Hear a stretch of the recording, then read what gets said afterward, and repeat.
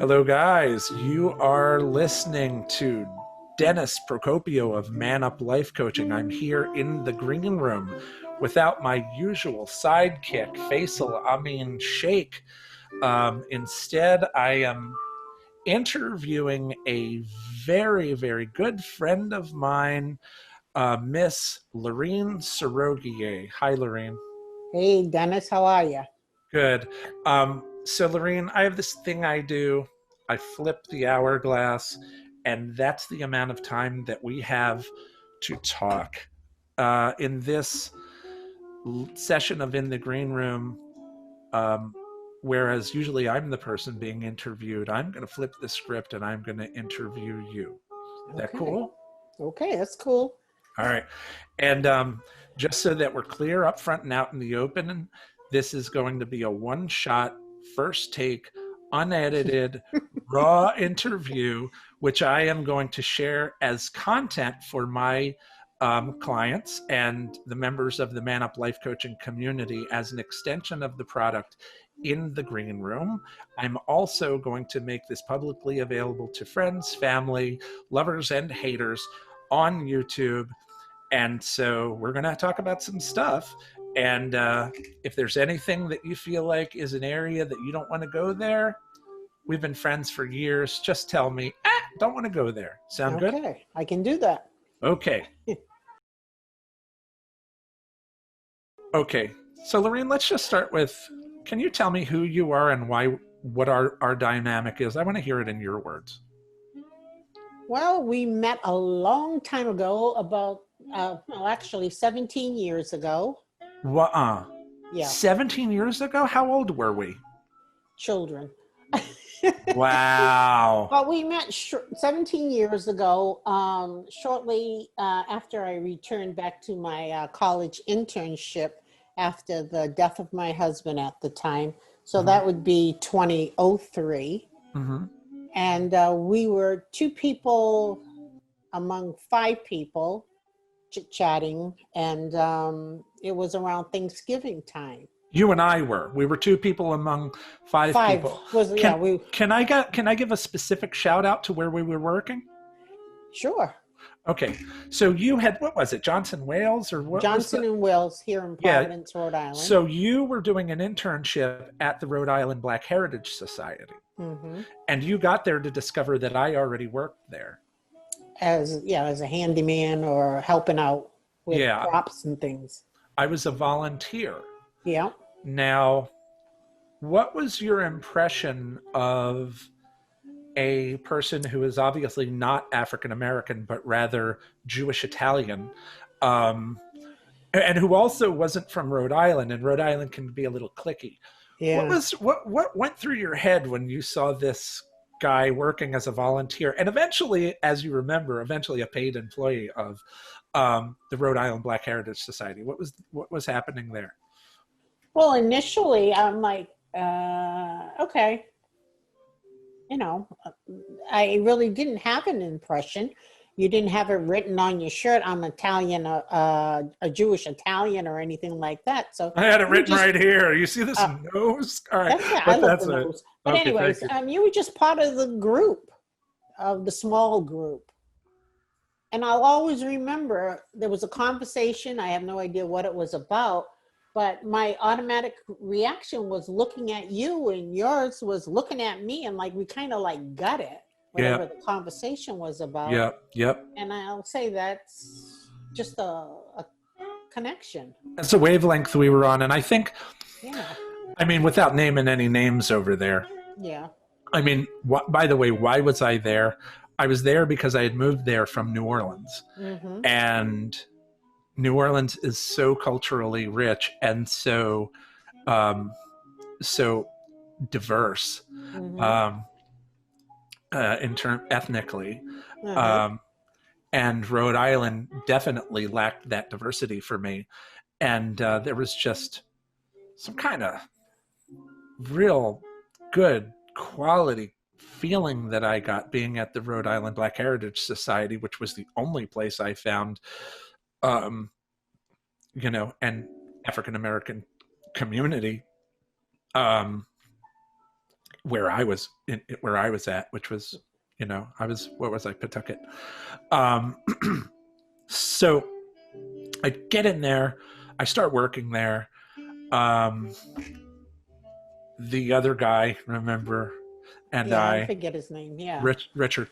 Oh, all right. Yeah. Richard and I are working together, and we were like a comic duo. Richard, I'm a little crazy, but Richard was a little crazier for sure. And then there was the lady running it, and she was her own thing. And I think she was from Cape Verde. Yeah. Cape Verdean. Yeah, Cape Verdean. And I don't remember who there were a couple of other people. But, and then there was the secretary, and she too, I believe, was Cape Verdean. So there was just 5 of us. That's right. That's right. That's just right. 5 of us. Yeah, and I was in there with Richard putting up these installations of like artifacts from slavery, like slave handcuffs and slave like pointy collars and really heavy duty stuff. And these images that were designed to evoke these really, really like ouch, not just history, but like history. We're trying to tell you something. No, we're not whitewashing this. We're not glossing over this. And in that library, there were books like The Making of Whiteness and all of these books that I felt, man, the rest of America needs to read this because this isn't just Black history. This is American history. Exactly. And I think you and I just vibed on that wavelength from the beginning. We did. Even though we were kept separate from, chatting it up, because you were busy with Richard talking and I was in the office doing something. Who knows what the heck you were doing in there? Who knows what I was doing? That's right. But the most important thing, like I said earlier, was close to Thanksgiving. And so we were all talking about Thanksgiving. You were there alone. And I invited you to dinner. Thanksgiving dinner. You invited me to your home.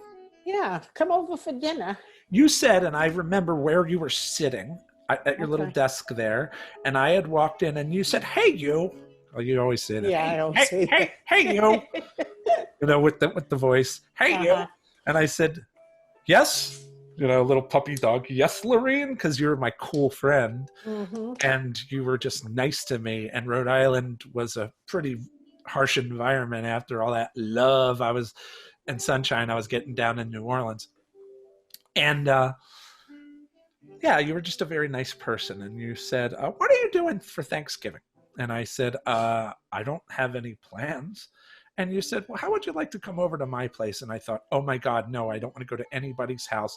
I hate Thanksgiving people. I don't want to be in some place where I have to sit next to some strange guy on a couch and talk about sports. And I don't know what the hell's going on in the sports world. And now there's going to be all these weird relatives looking like, what did this woman drag in from the streets? I got to be on my best behavior. No, I was really tripping. I really was like afraid. But I decided, I was like, man up, which is my business name, right? Man up, Dennis. This woman is inviting you to your house. What are you going to sit in your little rent a room eating like a turkey pot pie? Come on, say yes. And so weirdly, I said yes. And then what happened, Lurene? And then what happened? Then the day of Thanksgiving, all that I had at the house was my cousin.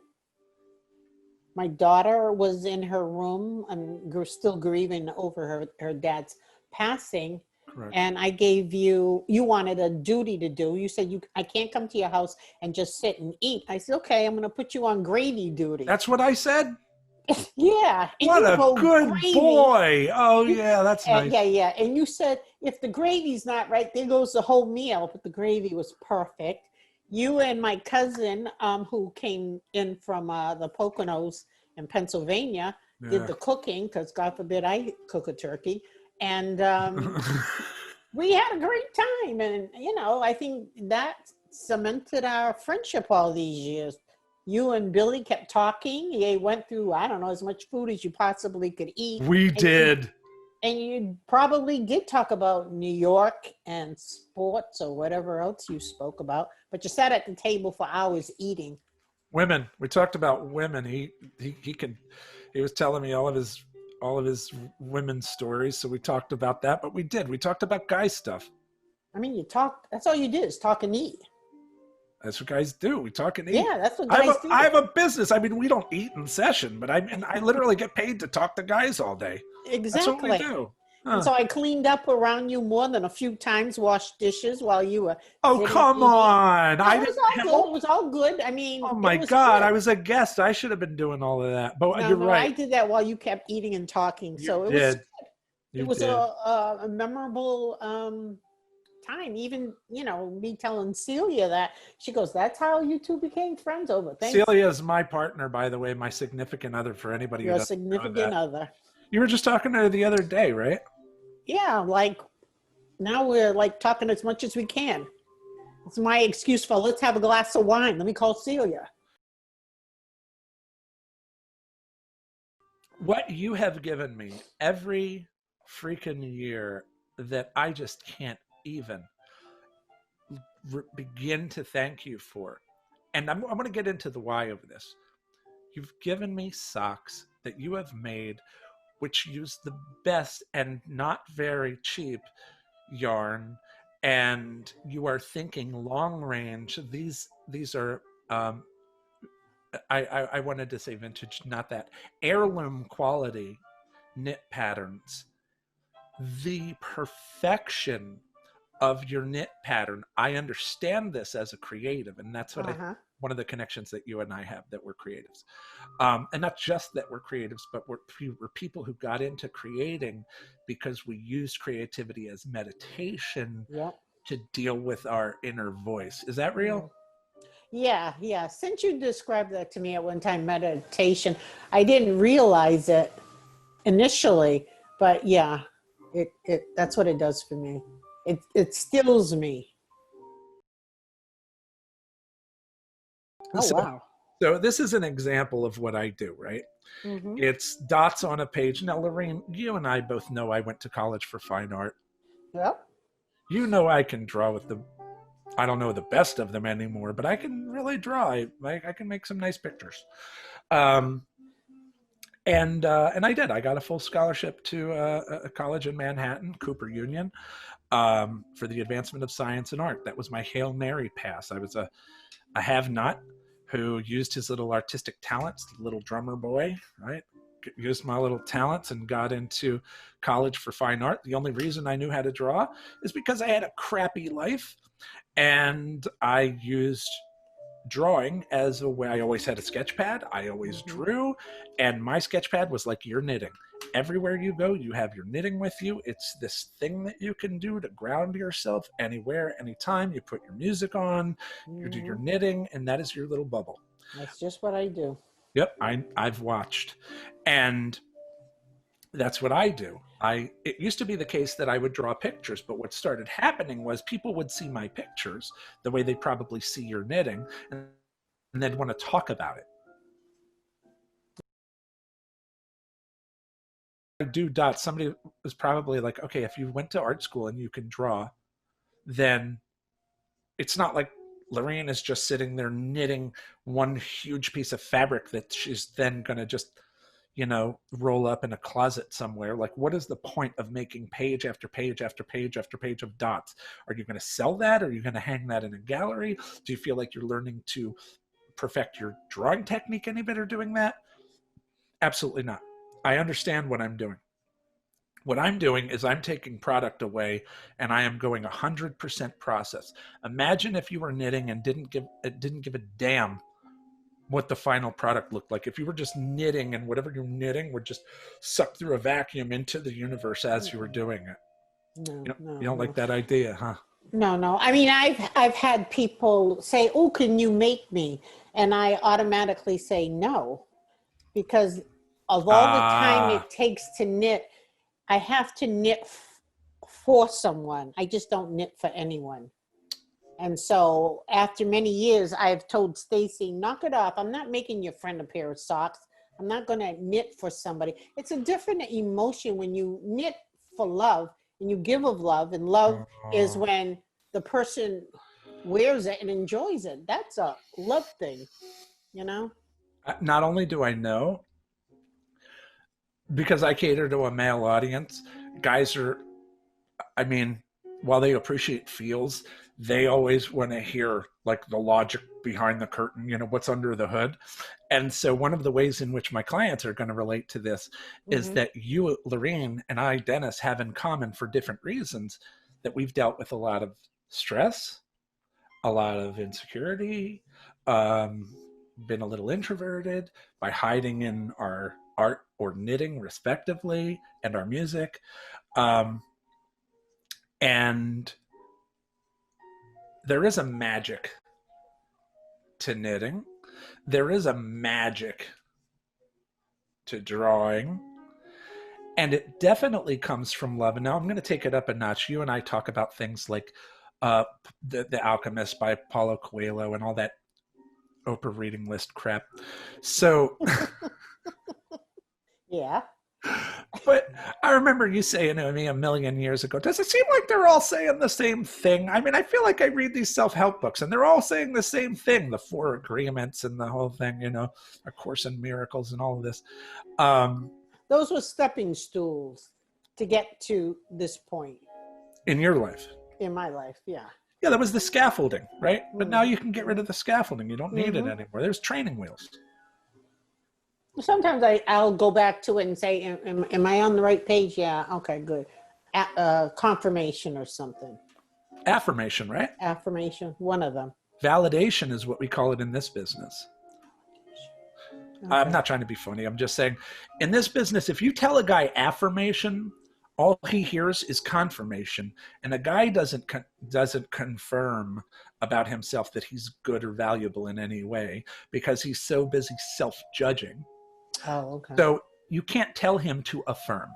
For a guy, you have to give him 2 choices. Choice 1, judgment. Choice 2, validation. We teach that judgment comes from fear and validation comes from love. And you went back.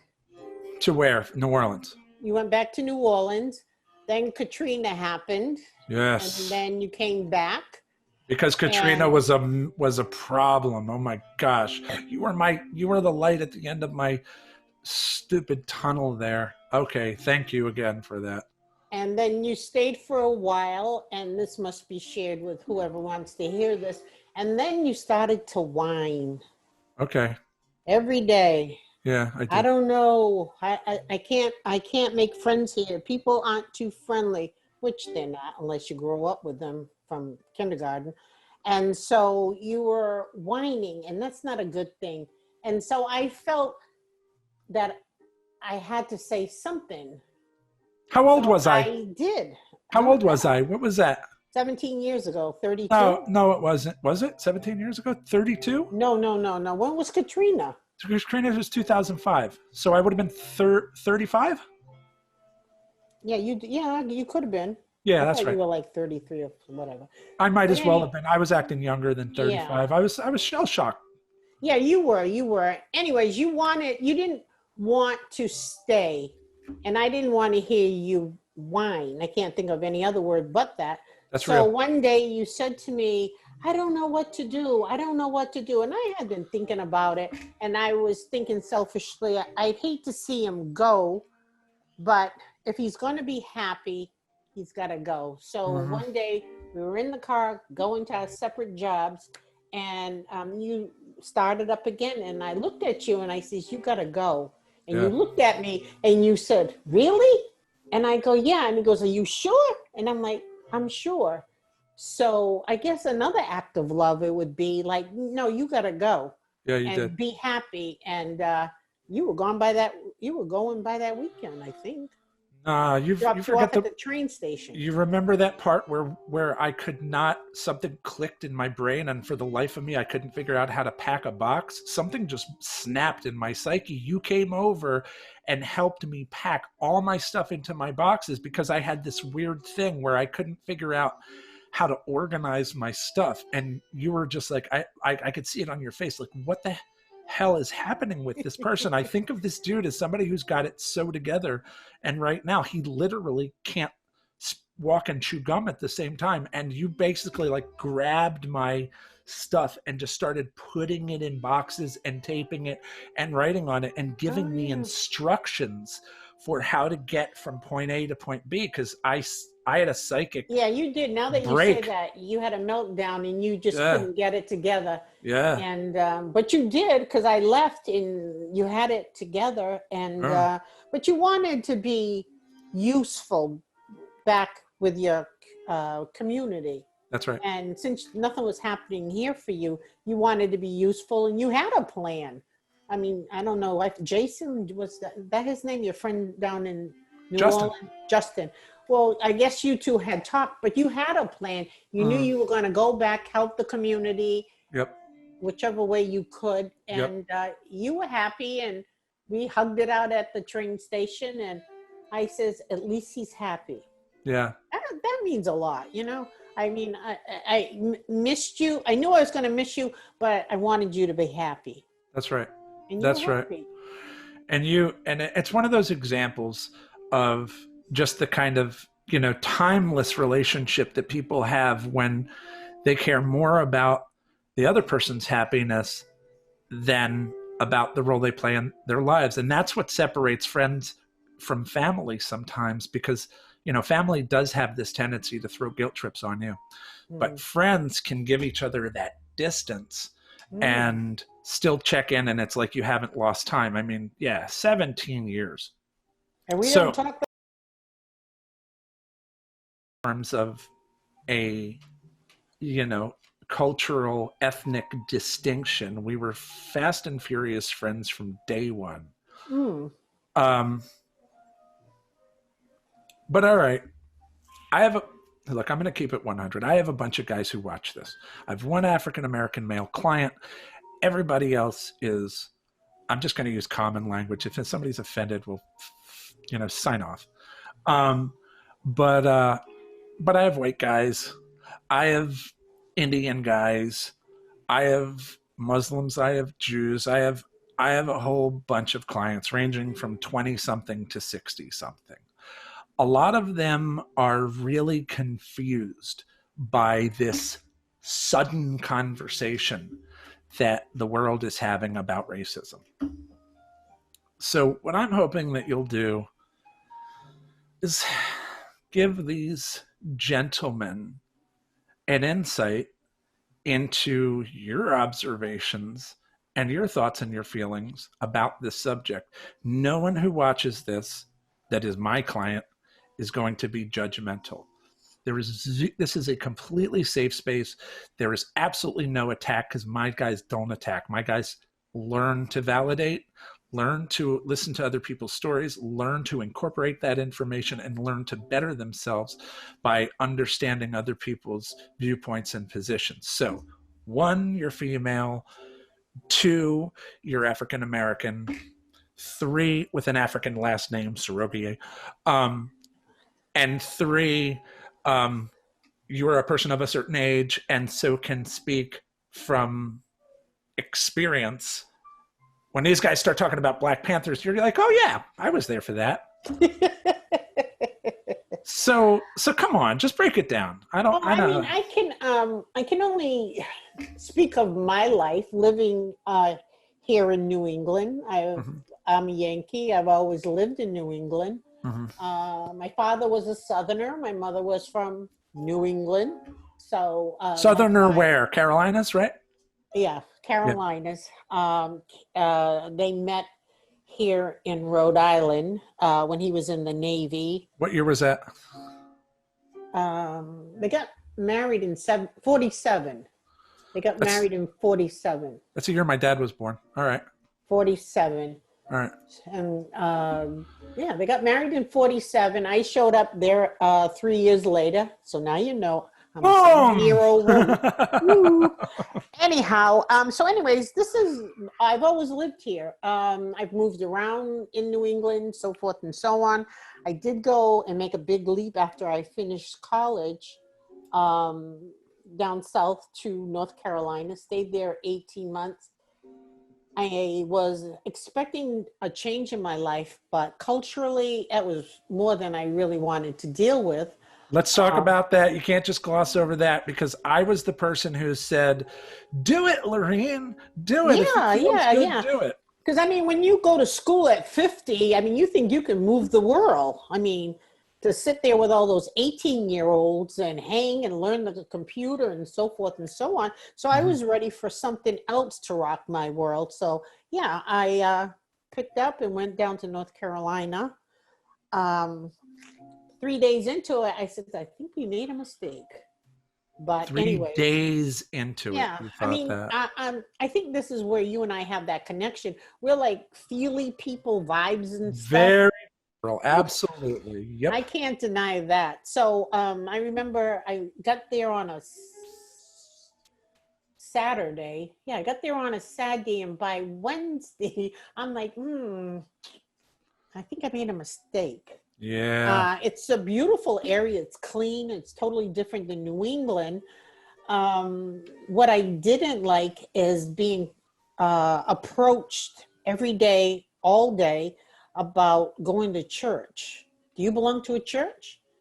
Do you want to, you know, no matter where I was, that's what it was. I was always being approached by people trying to get me to go to some church. So, and then if I opened my mouth and spoke, people would look at me, black or white, and give me the look, and you speak funny. So after 18 months of that, I'm like, you know what?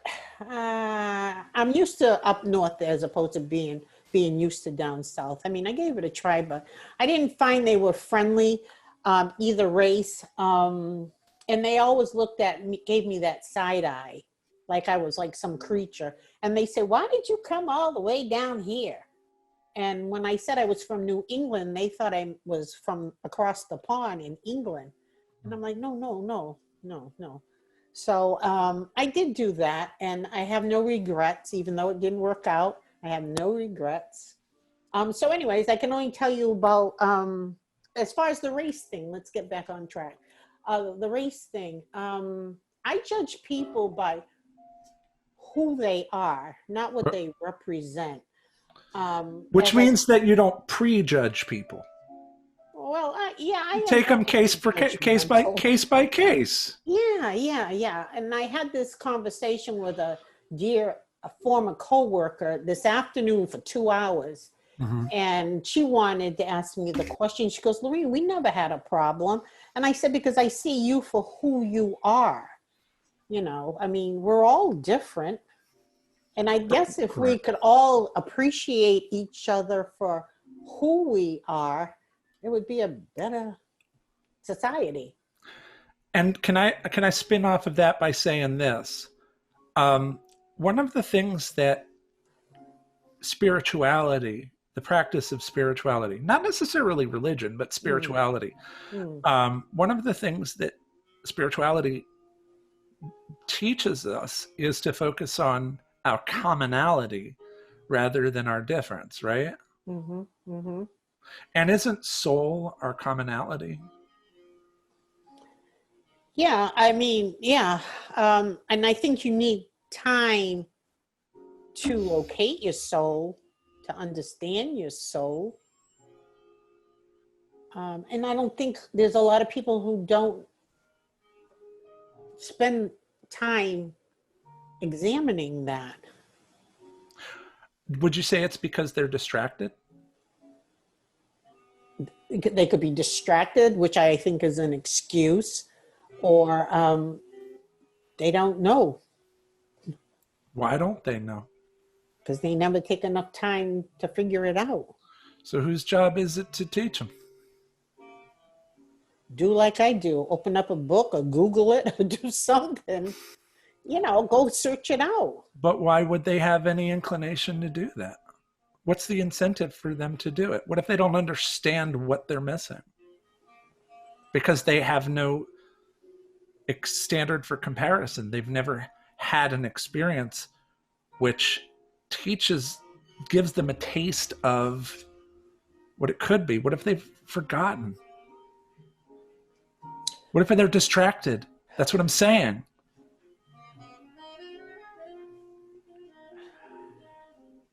I mean, I've had to search out a lot of things.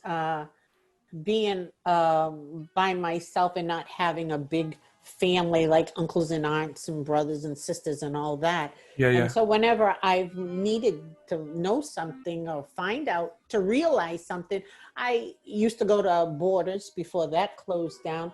Now that we have the internet, I'll try to go through that and seek information. I mean, no one's ever said you should read this or you should do that. I've always been a seeker to get right. Yeah, and I still do that to make sure I'm on track. I do maybe less of it, but I always want to stay connected. I want to stay connected. And that's how I approach different people. I think of them individually. It's mostly now I can only say it's about the vibe. We all have different energies. I can go in a place and say, nah, this isn't going to happen. I can meet people and there's no way we're ever going to connect because I mean, that's how I kind of like live my life. That's how I've eliminated a lot of unnecessary people taking space in my life so that I can zero in and find out who I am and who I want to be surrounded. When I was in my 20s, put me in the center of a big crowd. I was happy. Now, no. Feel that. No. I only want to be around people to learn from and who I can enjoy and be myself. Because as we said earlier, I get tired of wearing that mask. Which mask? Any mask. No. I'm saying we gotta. Oh, the racial mask. We gotta talk about that. Yeah. Oh, the racial mask. Well, yeah, that's something I've learned recently. I didn't realize there was a term for it. The mask. I want to be around people, no matter who they are, where I don't feel like I got to put a mask on and smile and agree with you because that's what you expect from me to do. And I find that there's only a few people in life that I feel that way with. You being one of them. See, you're coming up on another one. That's the kind of people I want to communicate and talk with. We talk a lot of times about the personal narrative. So every single one of us has a personal narrative. It's a story we tell ourselves about ourselves, where we came from, where we are, where we're going. And we often use that story to justify our actions, justify our feelings, which our feelings are. People use the term feeling and emotion synonymously, but I think an emotion is something, it's a verb, it's something that you emote. And I think one of the things that we learn in practicing wellness and betterment techniques is that you're not a victim of your emotions, you are in control of your emotions. And it's appropriate to have responses to turbulence in your life, but it's not appropriate or necessary for you to have emotional reactions. Your emotional reactions are learned behavior. Somewhere along the way, you learn to react like an animal or a baby. And reprogramming and learning to be neutral, or even better than neutral, positive. Grace under pressure is how we rise above drama. Right? And so because we learn that when we focus on positivity, strangely, the world around us shows us positivity, we start to believe that there might be a causal effect between what we input and what the world outputs. And for that reason, we're really careful not to see, hear, or speak evil. Huh? And I say, I see your little smile because we're really saying something there, huh? Well, yeah. I mean, I believe what you say will come back to you. I mean, whatever you throw out into the universe will come back to you. That's and right. Once I finally figured out the secret and all that, I said to myself, oh, so that's what it's all about. So, I mean, I got to say, God is good all the time. I mean, my life has been pretty positive. It's been good. It's been a way I'm very grateful for. Okay, now I have to point something out here, and it's killing me. It's really killing me. Well, don't let it kill you, please. Okay, I mean I'm still here. It's a really slow death. Don't worry. I'm not going to die anytime soon. And if I fall, I promise I'll fall forward. But here's what's happening with me in this conversation. So, as long as it's taken me to learn this, I finally get it that apparently I'm a white guy, right?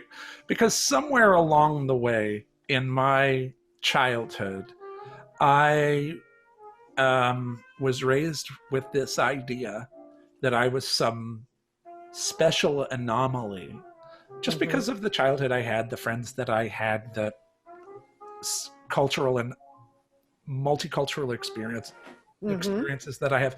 Myself, having been raised a minority in a predominantly Black community, I have as a kid, when you imitate the things that you hear and see around you. For instance, you didn't invent the Boston accent. No. You learned it growing up in Mass, right? Massachusetts, yep. Which is why if I put a mic on you and nobody saw a face, they might think they were listening to Lois from Family Guy, because you have that freaking Rhode Island thing, right? You learned that. Now, that's not cultural appropriation. It's just what people do. We hear things and we repeat them. Yeah, right? yeah. But there's a thing that happened with me, which is I was raised in an environment where, guys were saying things and I started repeating them. And I had to be I was one of those white guys who had to be put in check and told, no, you can't use the N-word. And I'm like, why? That's our word. And it's like, whoa, whoa, whoa, whoa, whoa, whoa. Not exactly. Don't be Imus in the morning over here. You're not getting it. That's not really our word. It's our word. And right there, I'm like, no, we're all cool, right? And it forces you, God damn it, it forces you to have a conversation about difference. And on one hand, you're trying to say, oh, I don't trip color. But on the other hand, bullshit, you don't see color. Bullshit. Just bullshit. You do see color. You do. You better see color. Don't say you don't see color. Of course you do. Go grab the brown shirt from the closet. Oh, sorry, I don't know which one that is. You lying ass. What you are trying to say is that you don't care, meaning you don't attach the same meaning to these differences that some people attach. It's just variance. It's like yarn colors. Yeah, I mean, of course you see color, but once you start talking, Yes. It's once you start talking and you get the vibe and whatever. Yes. It's just. Yes. Because I've met a lot of people, and I'll say the people that I really feel a connection to, who happen to be my mechanic, my wine guy, and whatever. We just have like a connection. I mean, not like you and I where we're friends forever, but I don't feel any animosity. I'm not getting a bad vibe or anything like that. But then again, I can be out and about and I can pick up when I'm in the situation and somebody feels uncomfortable being around me. Yeah, I can pick that up. But that's not my problem. That's your problem. So who all going to work out? We God willing, we'll live long enough to see. But I do think that what's going on with the demonstrations and protesting and all, culture, everybody's in there because everybody's got a beef. It's just not all Black Lives Matter. I mean, you got gays and you got different ethnicities. You've got the pandemic going on, so people aren't working, so they have the time to be out there. We'll see what it brings, but a lot of people, older people, think that this is good, and they support the young people on what's going on. Something's gonna change, something slightly. I mean, something's gonna break. This sounds like Celia talking now. Are you guys comparing notes? Yeah. I could tell. Yeah. So yeah. you both have a similar dream, don't you? I don't have a cap on when this is all going to happen, but the young people are being supported by older people one way or another. Yeah. Because you only want a good future for your children. I mean, it's all about the kids. Let me ask you a question. I'm being real, and we're getting ready to wrap up here and paying attention to time. Come a little closer to the camera for me. Okay. I feel like I'm losing you a bit. I want to see you. No, you're not. The sun is going down here on the East Coast. Oh, okay. So far, not an incredibly incendiary conversation. Pretty light, right? You okay with what we're talking about? Yeah, everything we've said so far. This is my poor man's non-disclosure agreement. You're still okay with me going live with this thing? Yeah. It's good. Okay. Lurene, I got a bunch of white guys who want to know what the hell they're supposed to be doing. They don't know what to do. Here's how they feel. They feel like if they feel like earlier we were talking about how we kind of, you and I have a tendency to want to be like, see no evil, hear no evil, speak no evil. So there's a part of us that wants to hide from the news, not listen to anything negative, only say positive things, speak our positivity into existence. Mm-hmm. But then there's another part of us that feels a certain amount of responsibility for staying current on topics like what's happening in the world right now. And my guys are confused. And I think they represent an interesting cross section of American culture, if not global culture. They're confused because, one, they feel like it's automatically assumed that if they're a white guy, that it means that they're bad in some way, and that they are being encouraged to recognize that Black is beautiful, but it's awkward for them to say, well, white is nice because we're tired of hearing about white people. So they're having a little conflict there. Like, am I allowed to love myself too? There's another thing that's going on, which I know sounds bad. You're like, oh, poor white people. But that's something that's happening. My guys are secretly talking, saying, I don't know what to do here. I feel like if I say anything, I'm going to be either attacked or I'm going to be saying the wrong thing. They're also a little bit frustrated because in their language, they think that when they say all lives matter, they think they're saying like, yes, your life matters, but so does mine. And they don't understand, yeah, we get it. We've been told that your life matters a whole lot. And you've never had to have the talk because you've never lived in an environment that is hostile and discriminating toward people who have the commonality that I have with certain other folks and you do not. So they're confused. They don't know how to help. They don't know what to do. They feel like just shutting up. They want to know what they could or should do. What would your advice be to a whole bunch of white guys that are like, look, I'm down. Just tell me what to do. Well, I mean, the first thing I would do is recognize that regardless of what ethnicity you were born from, to keep your mind open and realize we're all human beings. Some of us are a little browner than the others or whatever, but we're all human beings. We all cut ourselves, we all bleed, and read a book. I mean, just because I'm a Black person doesn't mean I know everything there is about Black history, but I am knitting and I'm listening to my Audible books and I'm learning that way. Go out and make a friend that doesn't look like you. How many people have friends that don't look like them? But if you do that without seeming like you're trying to have a token white friend or a token Black friend? What do you do at the barbecue? How do you cross that barrier? If I have a Jewish friend, I can break his balls and tell him, oh, you know what, you know, I noticed you didn't want to come out of pocket. What, I'm supposed to pay for this? Okay. And I can break balls a little bit. But with a black friend, I'm not allowed to make the same kind of jokes. When do we finally get past that? Well, how do we tear that down? Open up your mind. Like I said, I mean, go out and meet a friend that doesn't look like you.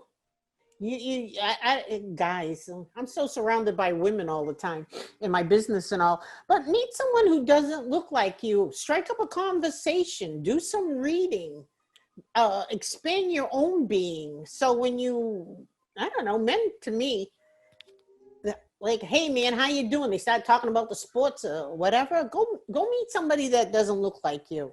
That's what I would say. Well, we have that right now, guys. And then you have that communication going back.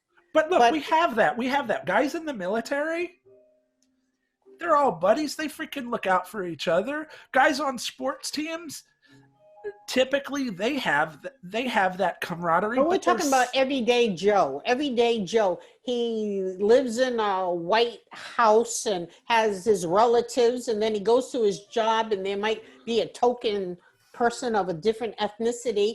But he sees somebody, he says, hey man, how you doing? And then he goes about his business. Read, see, Google, do something that doesn't look like you. And I've heard this a lot. I've heard people saying all of a sudden everybody's picking their black friend's brain, trying to ask for, like as if black people just showed up on this planet and everybody's like, oh, we have to figure this out. Exactly. As though up to 2019, there's been this complete mystery, and now suddenly everybody wants to know. So tell us all about brown people. So one of your suggestions would be Google or read a book. Another one of your suggestions would be make a friend. I mean, in some areas of this country, that might be a challenge. But if you're on a coast or so, or south or wherever, I mean, I'm sure you know somebody, and have a conversation with them. One thing, and this just came to my mind, I had made a date with Celia to talk to her. So let's say it was a Thursday. I think it was after George Floyd had been murdered. And so she says to me, how you doing? And I go, I am so tired. And she says to me, of course you are. And she could feel my pain. Yeah, and come to find out, and watching the news after I spoke with her, we are mentally tired. Yes. We're mentally tired as a people. Yes. To see our young men, it's like a genocide. I'm dying for bullshit. Yes. That Amy Cooper in New York, she could have had that man murdered. Yes. And so this is all on our plates, along with politics, the pandemic, and we're mentally, emotionally tired. Yes. So, I mean, that's all I can say is, grow the hell up and go figure out what to do if you're interested. So it's really not so much black hates white. It's we all are should work together so we can work against the races, because Lord knows there's a lot of them, and a lot of them is in our society. In both directions, huh? Oh, well, I never heard of a black racist. I mean, we can be prejudiced, but I never heard of a black racist. Yeah, well, when I went to jail, let me tell you about 5%ers.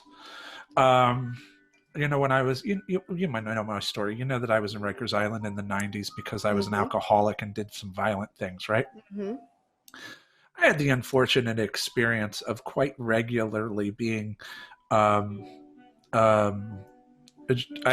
isn't the poor little white man story, but I mean, my experiences, my experiences was that I was a minority. I was in a jail environment with guys who were black, guys who were Spanish speaking, and then other was like Chinese, like Asian, and white people. White? Did you have the white supremacists in there? Nah, that's out here. in California. Holy crap, they're running the jails out here. Yeah, so out Oh. here, it's the white supremacists run the jail, and then after that, they're kind of cool with the Spanish-speaking people as long as they understand the pecking order, and then it's black or other out here. But when I was in jail and then on Rikers Island in the 90s, in HDM, the House of Dangerous Men, a building which has since been condemned because they were like legit losing people in there. It was like Escape from Alcatraz. I can't believe I survived that. But anyway, yeah, I was constantly in environments with guys who wouldn't look at me, wouldn't talk to me, made sure it was clear that I better watch my back or I was going to get my face cut or my neck cut or stabbed in the shower or stabbed in my cell. I was hated for the color of my skin. And it wasn't very easy for me to say, like, I can't wear like something that says, I am not the guy you think I am. I have a very unique and personal history. I was the first person in Long Island or whatever in my high school in 1998 to take the the Black History class that was historically I can't. You know what I mean? Like, I can't say that. And not that that should even freaking matter. What if I didn't do any of that stuff? What if I just wasn't a goddamn racist? Maybe unaware of my white privilege, but not a fucking racist. Pardon my French. But so what if, right? So I was in that environment and my heart was broken because I told you for a long time I thought I was black. I really did. It was cute, but stupid. And like I had to learn that I was white. And like I would say things like, I'm not white, I'm Italian or whatever, which like, I don't know where I was coming from with that, but I had something where I was trying to argue for how I was not white. Mm-hmm. And because I was embarrassed because I saw it. Right. And so, yeah, in that environment, no amount of love in the world, these guys were reading from a code that said, basically there was all that 5%er doctrine, the Nation of Islam, kind of, there's some crossover in there, the Farrakhan and all of that, Jay Electronica, all those guys. So even Rakim, I worked in the studio with Eric B and Rakim, that Rakim was on that 5%er thing. And basically what they're talking about is you go back to ancient Egypt, which is legit. Mm-hmm. You go back to ancient Kemet, which is legit. I'm not taking anything from that. I don't know what happened in ancient Egypt, but I know it was important. Uh-huh. And I know it wasn't white people. I know for a fact because I lived in New York. I've seen all the statues. I have no idea why all of those Egyptian statues are in New York City, but I know for a fact because there's physical evidence that it was not, Elizabeth Taylor. Cleopatra did not look like Elizabeth Taylor. You know what I'm saying? Right here. Yeah. Right. Yeah. Or Lawrence of Arabia. Right. So, but their deal is that there was a guy named Yaqub, and he was a black scientist with a sort of an evil genius, and he was experimenting and created a white person, and that the white person was basically this devil. And he was basically this evil genie force or spirit that was released like a virus into the world, and that it's the responsibility of the black community to get rid of this white devil. So and since I was involved in the hip hop community, it really represented a problem for me that I wanted to be accepted as an artist into a community which behind the curtain had political views, and I would never, ever, ever be accepted because I was this white guy. So what do you do when there are people who just, because of their fundamentalist ideologies, will not accept you? What do you do there? You're the... Well, as you say all that, and I heard this term the other day, people don't get past the shell of our outer being. They see white guy, black woman. They don't get in and know about what's behind the shell.